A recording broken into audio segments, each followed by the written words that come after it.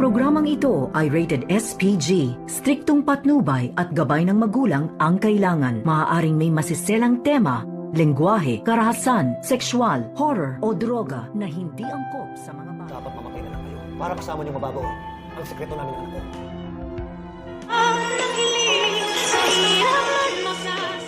Ito pala ang nangyari dito kay Don Pepe bago ma-cardiac arrest ito dahil tinanggal pala ni Doc Carlos Benitez itong oxygen na nakaalagay dito sa bibig ni Don Pepe. Kaya naman, nagtataka itong si Doc Lendon Javier at itong si Annalyn na kung bakit nagkaganoon na nag-cardiac arrest nga itong si Don Pepe.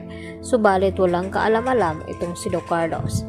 Nang ginagawa niya ang mga iyon ay may nakakita nga sa kanila ito ngang si Narsneng at hindi pa nga nagpapakita itong si Narsneng at masabi dito kay Annalyn at dito kay Doc Lendon Javier ang dahilan na kung bakit biglaan na nag-cardiac arrest itong si Don Pepe at nakumatos.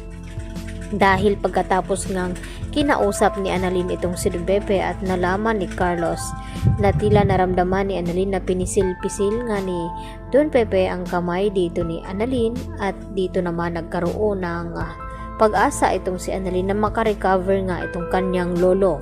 At dahil sa takot nga ni Carlos Benitez na baka malaman daw nila ang katotohanan sa likod ng sekreto ni Carlos ay dito niya sinabi kay Don Pepe na mababaon kasabay ni Don Pepe ang kanilang sekreto ng kanyang anak na si Zoe.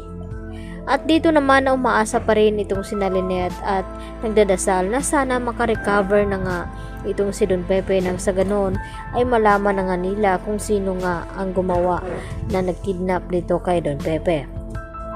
Dahil iniisip pa rin nila na ang suspect ay itong si Moira at itong ang si Zoe.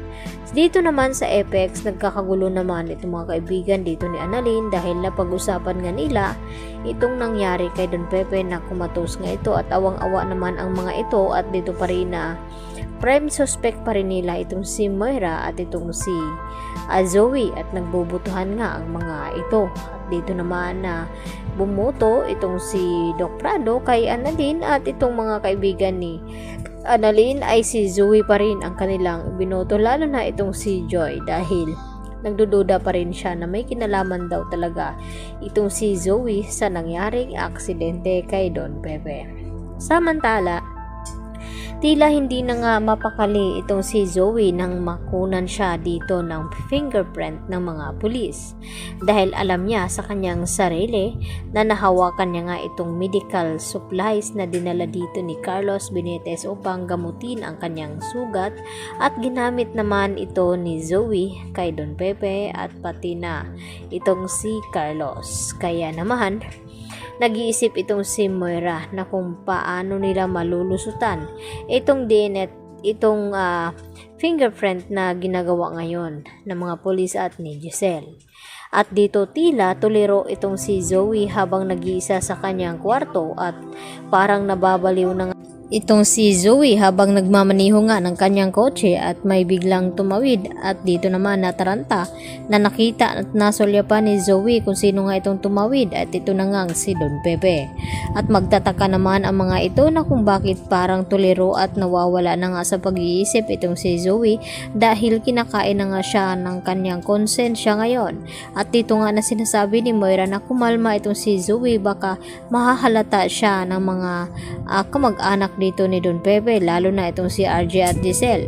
At sinisisi pa nga ni Zoe itong si Annalyn sa nangyaring cardiac arrest dito nga ni Don Pepe dahil sa suggestion ni Annalyn na yun nga ang gawin na sa kanilang operasyon. Subalit hindi naman kasalanan ni Annalyn ang mga iyon.